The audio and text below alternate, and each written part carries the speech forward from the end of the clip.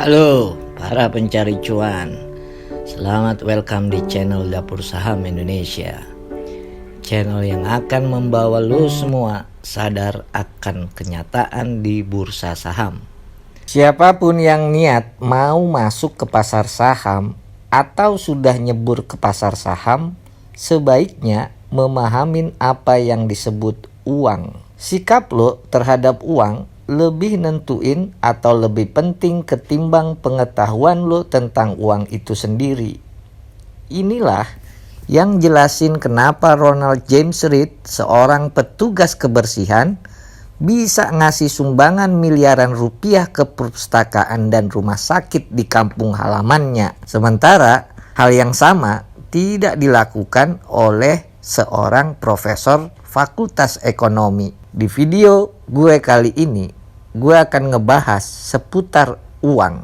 Hampir semua bangsa di dunia mempunyai pepatah, peribahasa, atau ungkapan terkait uang. Bangsa Inggris misalnya udah kenal pepatah soal uang setidaknya sejak tengah abad ke-15. Money is the root of all evil. Uang adalah akar dari segala kejahatan. Pepatah bangsa Inggris pertengahan abad ke-15. Money makes the mare to go. Pepatah ini muncul mengacu pada uang sebagai sumber kekuasaan. Pepatah yang dikenal luas di Inggris akhir abad ke-15. Uang membuat kuda betina lari.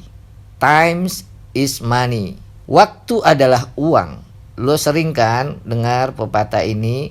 Sering digunain untuk ngejelasin bahwa waktu yang dihabiskan tanpa hasil sama artinya dengan kerugian yang nyata karena tidak menggunakan waktu yang ada. Pepatah ini sudah muncul akhir abad ke-16 di Britania.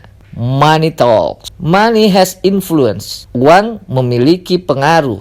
Pepatah yang muncul di pertengahan abad ke-17 di Inggris. Money is power. Uang adalah kekuatan.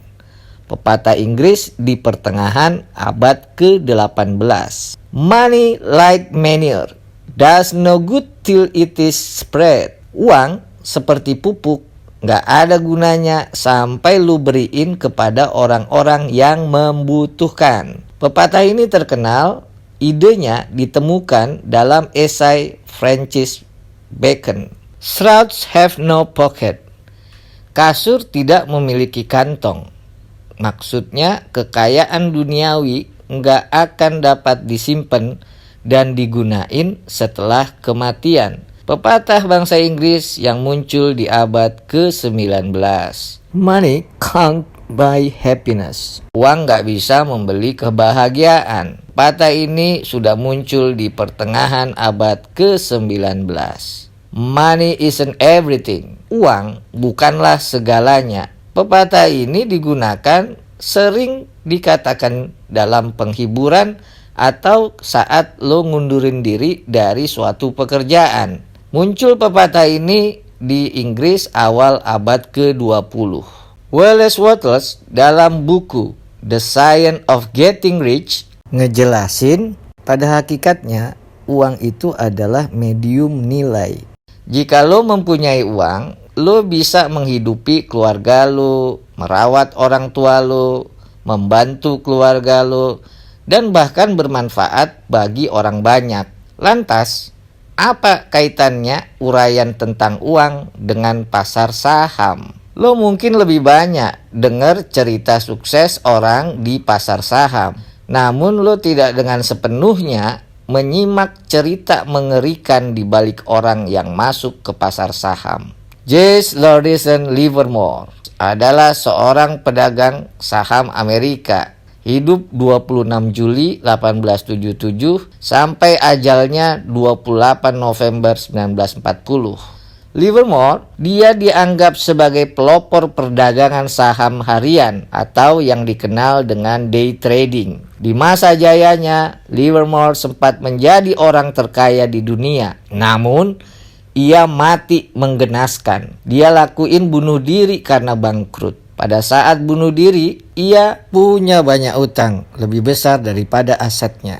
Kisah tragis juga pernah viral di media. Seorang pekerja baja di Tiongkok melakukan bunuh diri dengan cara mengerikan setelah mengalami kerugian cukup besar akibat saham. Wang Long berumur 33 tahun nyeburin diri ke dalam tungku peleburan besi baja. Dalam rekaman CCTV yang diposting di media sosial Tiongkok, Wang terlihat melemparkan helm dan sarung tangannya ke dalam tungku peleburan baja yang sedang merah menyala. Suhu di dalam tungku mencapai di atas 1500 derajat Celcius, seketika melumat tubuh pedagang saham ini. Kasus bunuh diri akibat rugi besar di pasar saham juga terjadi di negeri ini. Depresi akibat kalah trading saham diduga menjadi penyebab kematian Linda Astuti alias Novi Amelia. Ia tewas terjun dari lantai 8 Tower Rafflesia, apartemen Kalibata City.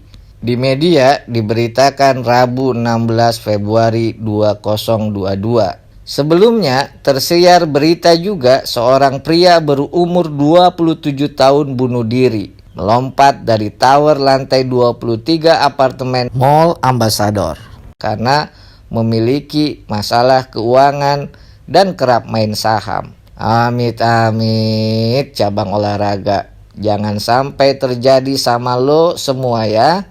Cara yang paling bijak dan aman untuk lo masuk pasar saham, lo bawa uang dingin. Anggap lo mau beli rumah dan bangunan dengan uang lo punya yang tidak akan lo jual selama masa hidup lo. Mungkin ini terlalu ekstrim, sebagaimana dipraktekkan Ronald Read di video sebelumnya. Dalam pengertian paling moderat, uang dingin adalah bagian uang dari penghasilan lo yang tidak perlu lo belanjain dalam waktu yang cukup lama. Sampai di sini paham ya? Paham orason. Selanjutnya, gue akan nyampein beberapa kutipan mengenai uang yang boleh jadi bisa digunakan saat kita masuk ke pasar saham. I never attempt to make money on the stock market. I buy under the assumption that the could close the market that next day and not reopen it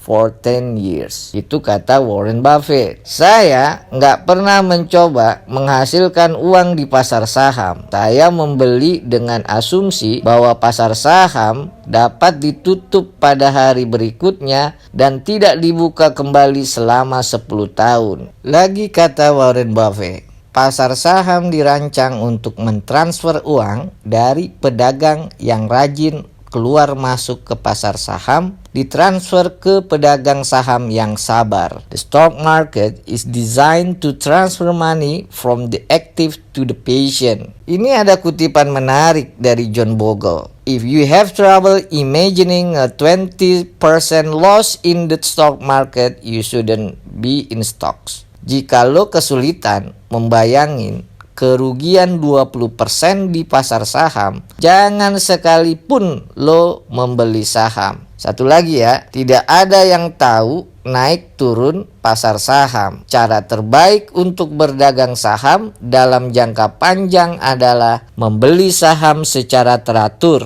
terlepas dari berapapun harganya. Kutipan dari Angkur Wariku. Pastikan lo nonton video sebelumnya supaya lo nggak serampangan membeli saham perusahaan. Itu gunanya sebelum lo masuk ke pasar saham, lo bikin deh indeks saham pribadi lo. Sekian dulu video kita kali ini. Mudah-mudahan dikit-dikit ada manfaatnya. Terima kasih ya udah nonton channel Dapur Saham Indonesia.